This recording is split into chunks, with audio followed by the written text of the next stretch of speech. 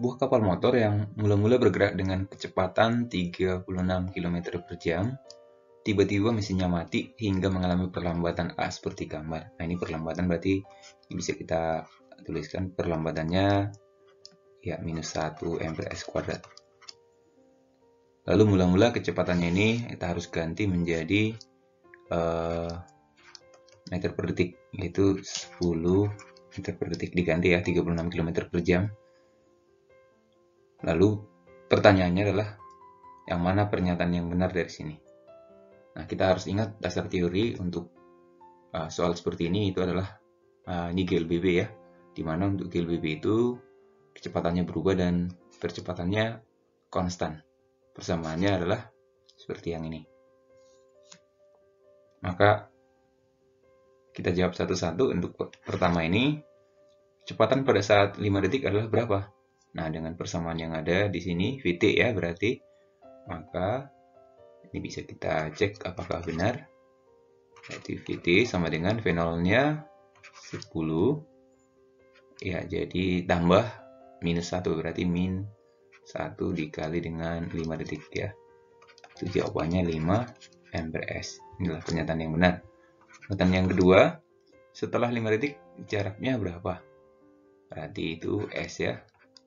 V0-nya 10 kali 5 min setengah dikali percepatannya 1 setelah 5 detik ya, 5 kuadrat. Ini kalau dihitung 50 kurang 12,5 berarti 37,5. Pernyataan yang ketiga, kapal berhenti setelah 10 detik. Nah, untuk tahu berhenti apa enggak, itu Vt-nya 0 ya. V0 plus AT ya. Nah, kita masukin angkanya 0, 10 min 1T ya. Benar. Kapal berhenti setelah menempuh jarak 50. Nah, setelah menempuh jarak 50. Nah, 1 detik ya katanya ya. Ya, maka bisa kita masukin ke persamaan S, atau bisa juga kita dapatkan dari Vt kuadrat ya. V0 kuadrat tambah 2 AS. Nah, 0, V0-nya 10 ya kuadrat dikurang 2 kali 1 ya, dengan S nih. Jadi dapat hasilnya S sama dengan 50 meter. Sehingga ini semua pernyataannya adalah pernyataan yang benar. Jawabannya adalah E.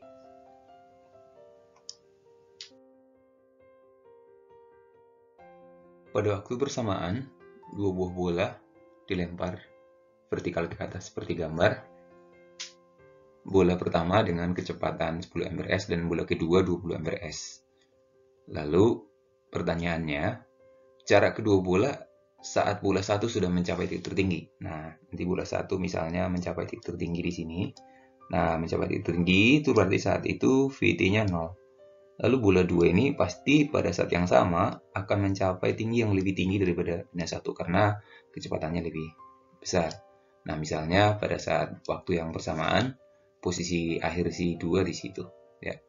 Kalau misalnya ditanya berapakah jarak antara kedua bola saat itu, nah ini pertanyaannya. Maka bisa kita jawab untuk dasar teorinya seperti ini. Tetap ya GLBB juga ini, cuman dia GLBB pada gerak vertikal, dilempar vertikal ke atas. Kita ganti aja nanti untuk gerak dilempar vertikal ke atas, percepatannya adalah percepatan gravitasi yang tandanya negatif ya tentunya. Lalu S-nya itu jarak, ya mungkin jarak S itu mendatar biasanya. Untuk pada sumbu Y kita ganti aja menjadi delta Y supaya sumbu Y. Nah, kita analisis satu-satu ya. Pertama kita lihat untuk benda 1. Benda satunya bergerak atau dilemparkan vertikal ke atas dengan kecepatan 10 m/s. Nah, maka pada saat mencapai titik tertinggi, Vt-nya kan 0 ya. Maka Vt sama dengan V0 min Gt. Itu 0 sama dengan 10 min 10 kali T. Jadi kita tahu mencapai titik tinggi saat 1 detik ternyata ya. Maka saat 1 detik itu tingginya berapa? Bisa kita hitung pakai delta Y untuk benda 1 ya masih ya. Yaitu V0 kali T min setengah Gt kuadrat. Nah, V0-nya tadi 10 dikali 1 min 5 kali 1 kuadrat. Nah, ini hasilnya adalah 5 meter. Nah, jadi saat 1 detik itu ini 5 meter nih, benda 1. Nah, agar kita tahu benda 1 dan benda 2 ini saat 1 detik, maka kita harus cari benda 2-nya sekarang. Kita analisis benda 2, kita cari jaraknya. Delta Y2 sama dengan P0 kali T min setengah GT kuadrat. P0-nya 20 kali 1 min 5T kuadrat. Itu hasilnya adalah 15 meter. Maka kalau ini 5, ini jarak benda 2-nya adalah ke tanah adalah 15, maka yang ditanyakan ini adalah 10 meter.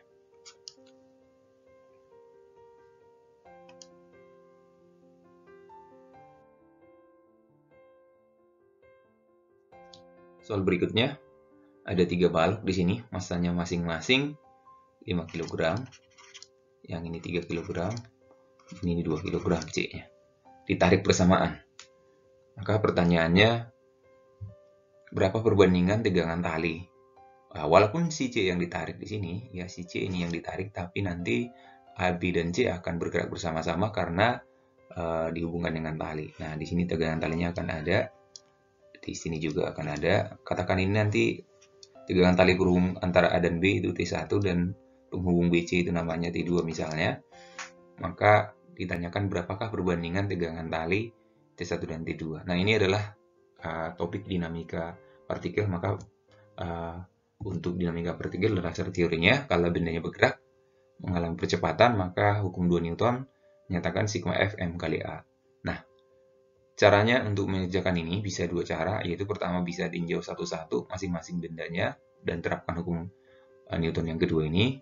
Tetapi untuk lebih cepat bisa kita gunakan sistem secara keseluruhan. Nah, ini akan bergerak ke kanan tentunya dengan percepatan A. Percepatan A, B, C akan sama. Maka boleh kita lihat secara sistem ya.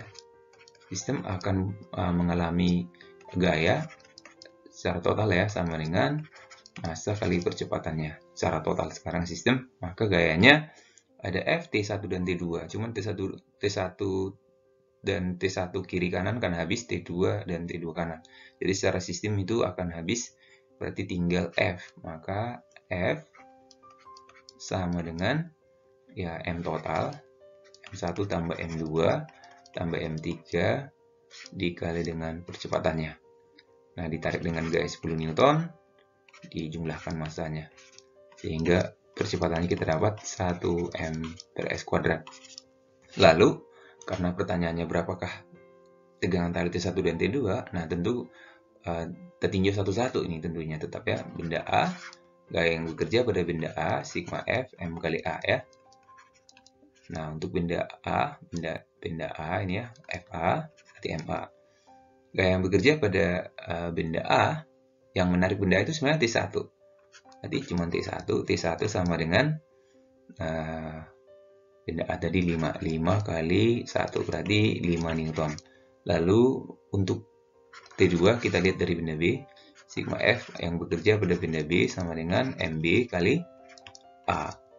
Gaya yang bekerja pada benda B itu ada T2 ke kanan kurang T1 ke kiri sama dengan 3 kali A1 ya, sehingga kita akan dapatkan T2 sama dengan 3 tambah 5. Hasilnya adalah 8 Newton. Maka perbandingan gaya tegangan tali antara A dan B dengan besar tegangan tali antara B dan C, A dan B banding B dan C ya. A dan B-nya itu adalah T1, 5 banding 8. 5 banding 8 tuh jawabannya adalah D.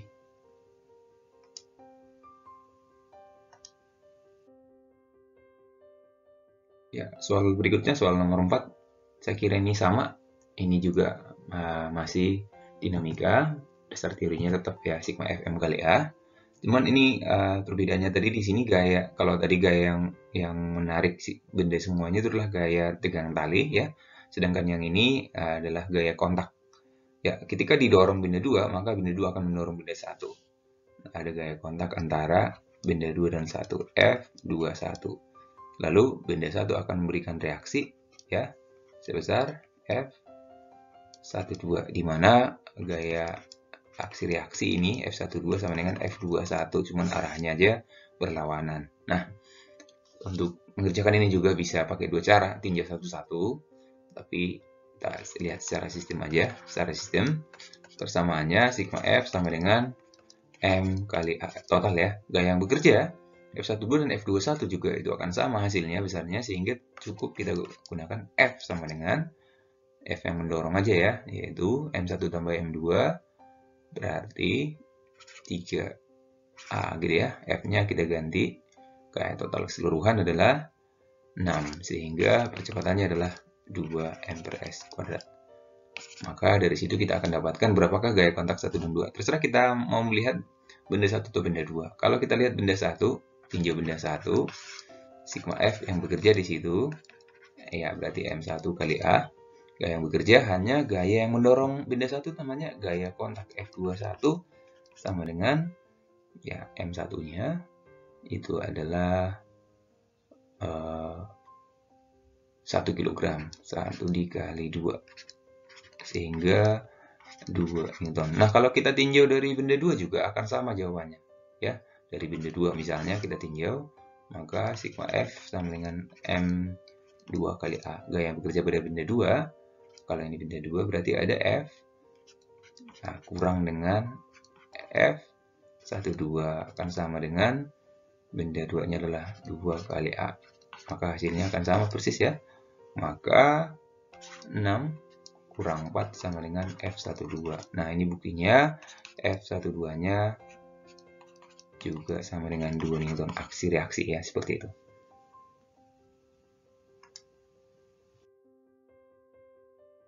Ya, soal berikutnya, soal nomor 5. Nah, ini kalau hubungan antara X dan T, kita lihat linear, artinya perubahan posisi terhadap waktunya linear, berarti ini adalah GLB.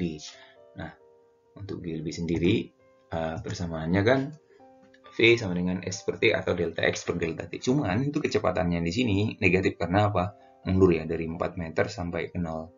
Nah, kita hitung kecepatannya berapa? Untuk yang pertama, kecepatan itu kan delta X per delta T. Delta X-nya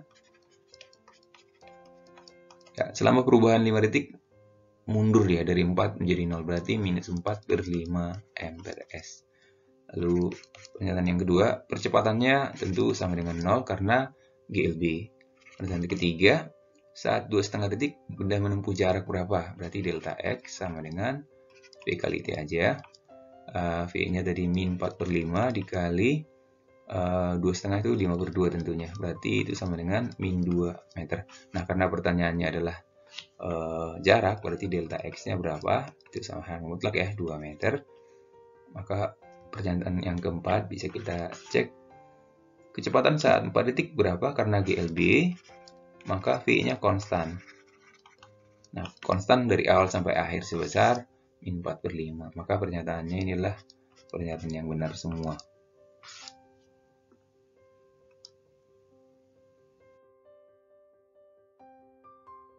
Untuk soal nomor 6, seseorang mengendarai mobil dengan kecepatan 90 km per jam. Ini 90 km per jam ini kita tukar aja menjadi M per S, itu 25 M per S. Lalu ada anak kecil di tengah jalan pada jarak 200 meter. Reaksinya adalah dia mengerem dengan perlambatan 1,25. Maka apa yang terjadi? Peristiwanya seperti apa? Nah, seperti ini. Jadi pada jarak 200 meter dia mengerem. Apakah anak ini tertabrak atau berhenti mobilnya di depan anak atau berhenti setelah menabrak? Nah, analisanya adalah kita harus mencari jarak pengereman si mobil ini. Nah, untuk mencari jarak pengeremannya ini masih teori untuk GLBB ya. Maka persamaan yang kita gunakan untuk mencari jarak yang terjadi ketika dia ngerem, apakah sanggup ngerem sebelum jarak 200 meter ini, persamaannya adalah pakai ini aja. Kan tujuannya supaya berhenti, berarti VT-nya pasti jadi 0. Kalau tanya jarak di sini, rumus yang ketiga yang kita pakai ya. VT kuadrat yaitu V0 kuadrat ya tambah, jadi kurang ya karena perlambatan ya, 2AS. Nah, 0 sama dengan 25 kuadrat ya, jadi kurang 2 kali 1,25 berarti 2,5 S. Kita akan dapatkan S sama dengan 25 kuadrat atau 25 kali 25 dibagi 2,5. Nah, ini kita coret. Hasilnya adalah 250 meter. Kesimpulannya apa? Ini mobil masih jalan sampai jarak 250 meter. Berarti ini anak akan tertabrak. Maka jawabannya adalah mobil baru berhenti setelah menabrak anak.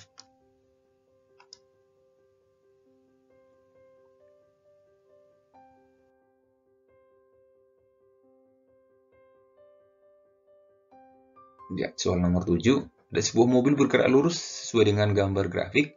Dari 0 sampai 2, GLBB dipercepat. 2 ke 10 itu GLB. Ini GLBB dipercepat ya. Ini GLB dan ini juga GLBB. Tapi diperlambat. Nah, perlambatannya berapa? Untuk detik ke 10 sampai detik ke 12, maka perlambatannya adalah A sama dengan delta V per delta T. Berubah kecepatan dari 20 menjadi 0, berarti min 20 per selama dari 10 sampai 12 ya, 2. Berarti itu sama dengan min 10 M per S kuadrat. Nah, ini dasar teorinya ya masih yang sama dengan yang tadi ya untuk GLBB. Jawabannya adalah perlambatan A.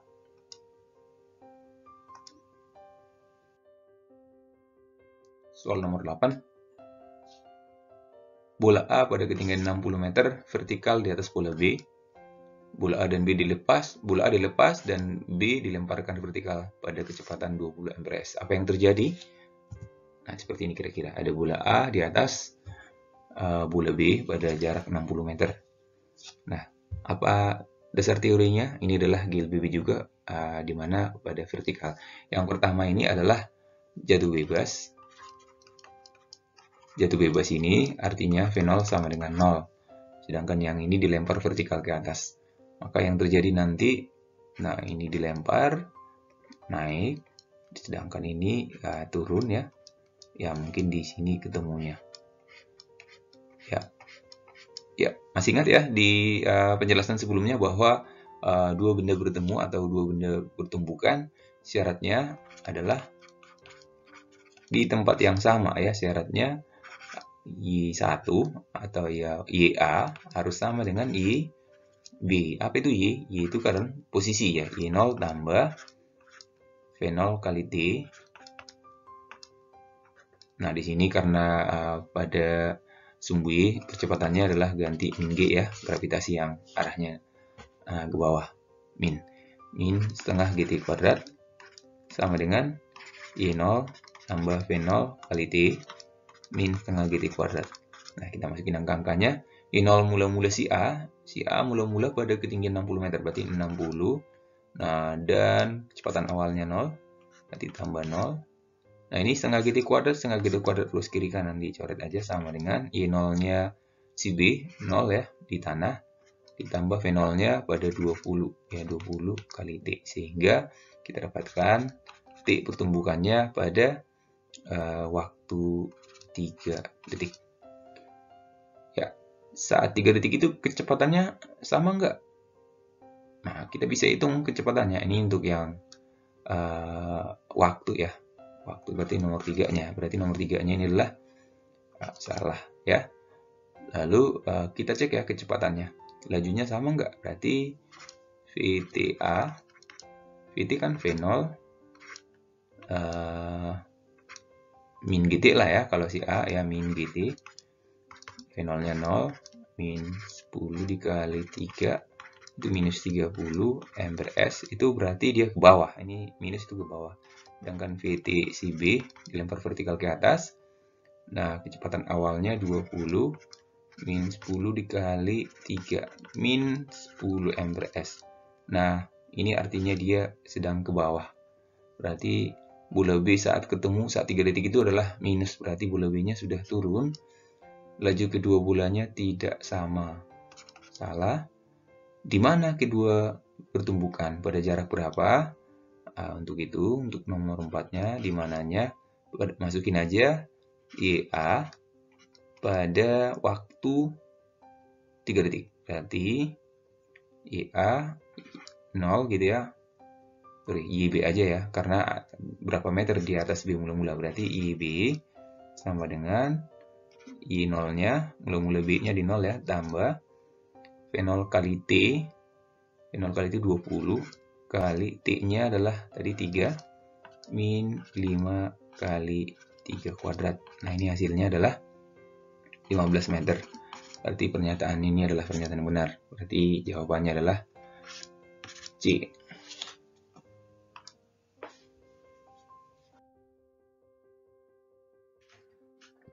Ya, nomor 9. Ini adalah gerak parabola. Ya, seperti gambar seperti ini ya. Gerak parabola itu adalah gerak gabungan antara perpaduan sumbu X dan sumbu Y. Di mana sumbu X itu GLB, tidak dipengaruhi waktu, kecepatannya GLB, yaitu konstan. Sedangkan sumbu Y, GLB makin ke atas tuh makin lambat, sedangkan makin ke bawah nanti makin cepat lagi. Nah, persamaan-persamaannya ya untuk sumbu X GLB ya biasa ya, sedangkan sumbu Y GLB. Nah, pernyataan yang pertama, yang atas. Tinggi maksimum dicapai pada saat kapan ini? Saat sudut elevasinya berapa? Nah, tinggi maksimum persamaannya ini. V0 kuadrat sin kuadrat alfa per 2G. Nah, berarti tinggi maksimum itu dipengaruhi V0 kuadrat. Nah, ini V-nya kan nggak diubah-ubah. Jadi tinggi maksimumnya tergantung pada nilai sinnya. Sin maksimumnya adalah 1. Sudut berapakah itu? Ya, saat 90 derajat. Berarti ini adalah pernyataan yang benar. Nah, arah kecepatan dipengaruhi oleh apa? Nah, begini. Nah, awalnya sudutnya alfa. Nah, di sini sudutnya sudah jadi alfanya jadi 0. Ya, di titik ini. Karena Vy di sini sama dengan 0 ya, tinggal adanya Vx. Nah, kalau dia di sini kan arahnya sudah mengarah ke bawah ini. Maka ini Vx, sedangkan V-nya sudah minus. Nah, ini arah-arahnya tergantung pada apa berarti? Ya, tergantung pertama ya waktu dan ya posisi atau kedudukannya. Di setengah gerak parabolanya itu masih arah ke atas ya, sedangkan di setengah parabola berikutnya arahnya sudah ke bawah. Jadi pernyataan yang benar. Tapi tidak ada sebab akibatnya, sehingga jawabannya adalah B. Ya, untuk soal nomor 10 ini tentang dinamika partikel ya, atau dinamika gerak. Ada 2 buah balok masing-masing sama massanya. Tetapi katanya walaupun sama massanya, kemiringannya berbeda. Nah, akibat perbedaan kemiringan ini, maka balok ini akan bergerak. Kalau misalnya kemiringannya sama ya, bidangnya sama ya, maka nanti baloknya tidak bergerak karena massanya sama. Nah, karena beda θ1 dan θ2 dan sistem bergerak ke kiri, berarti ini turun dan ini naik. Pertanyaannya adalah berapa tegangan talinya? Maka talinya karena satu tali ya, talinya tegangan tali T, berarti ini juga tegangan talinya T. Nah, kalau kita mau lihat sistem secara keseluruhan, maka nanti bisa kita gabung ya. Kalau kita mau tinjau satu-satu boleh juga ya. Kita gambar diagram gayanya dulu. Ini gaya yang menyebabkan dia turun pasti di sini adalah Mg ya. Mg sin θ2. Nah, kalau ini menyebabkan dia mungkin turun ke bawah juga, itu adalah Mg sin θ1. Nah, karena diminta di sini bergerak ke kiri, berarti Mg sin θ2 ini tentu lebih besar. Kalau kita lihat secara sistem, sigma F total sama dengan M total dikali A.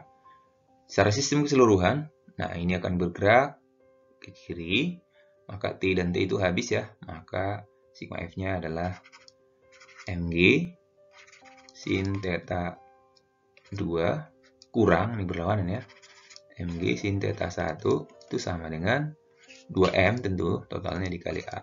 M-nya habis ya, sehingga A akan sama dengan G dikali dengan, atau G per 2 dikali dengan sin θ2 min sin θ1. Nah, pertanyaannya berapakah tegangan tali? Nah, terserah kita mau tinjau apakah yang sebelah kiri atau sebelah kanan. Nah, misalkan kita lihat yang dari sebelah kiri. Kalau dari sebelah kiri ini, tinjau benda yang ini misalnya, yang sebelah kiri ini, maka sigma F-nya di situ, ya, katakan yang sebelah kiri ini ya, sama dengan M dikali A. Sigma F-nya berarti di situ adalah T, ini sebelah kanan misalnya kita ambil ya, T kurang MG sin theta 1 itu sama dengan M kali A-nya itu adalah G per 2 dikali sin theta 2 min sin theta 1. Ya, pindah ruas. Jadi D-nya akan sama dengan, oke, M-nya dicoret, G per 2 kali sin theta 2 min sin theta 1 tambah G sin theta 1. Ini G sin theta 1, ini min G per 2 sin theta 1. Min sini ya, berarti nanti dimasukin ke dalam, jadi G per 2 kali sin theta 2 tambah sin theta 1. Nah, persamaan yang benar adalah B.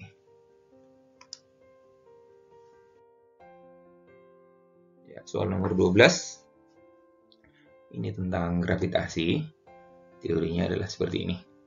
Medan gravitasi atau percepatan gravitasi, Gm per R kuadrat, ini adalah jarak benda terhadap pusat massa yang di orbit misalnya, atau yang menyebabkan gravitasi itu. Sedangkan W itu adalah massa kali percepatan gravitasinya, berat badan misalnya. Kalau misalnya kita punya massa katakan dia 40 kilo, maka tinggal dikali gravitasi aja.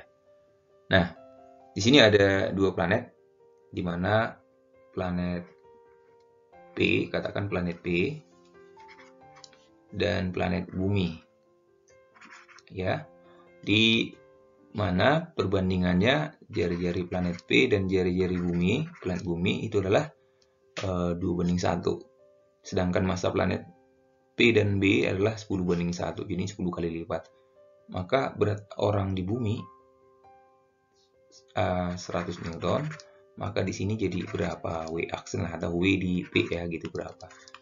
Maka untuk mencari W di P, ya WP banding WB, perbandingan aja kali ya, yaitu M benda dikali gravitasi di P, M benda dikali gravitasi di bumi sendiri. M massa bendanya dicoret. W di planet dicari, W di bumi kita tahu. Nah, gravitasi di planet kan nggak tahu, gravitasi di bumi juga nggak disebut berapa, 9,8 atau berapa. Kita cari aja perbandingan gravitasi di planet dan di bumi. Gravitasi di planet banding gravitasi di bumi itu sama dengan G di sini ya, M planet sendiri dibagi dengan R planetnya kuadrat, bagi G M buminya dibagi R bumi kuadratnya, ini dicoret G-nya, maka G planet banding G di bumi sama dengan M planet per M bumi dikali R bumi per R planet kuadrat dibalik ya. Maka massa planetnya itu adalah 10 kali katanya, sedangkan jari-jari buminya banding jari planet dibalik ya, jadi 1:2. Ini di kuadrat, jadi hasilnya adalah 10/4. Maka kalau kita selesaikan lagi persamaannya menjadi berat di planet banding di bumi katanya 100, perbandingannya adalah 10/4, maka dikali silang 1000/4 itu 250.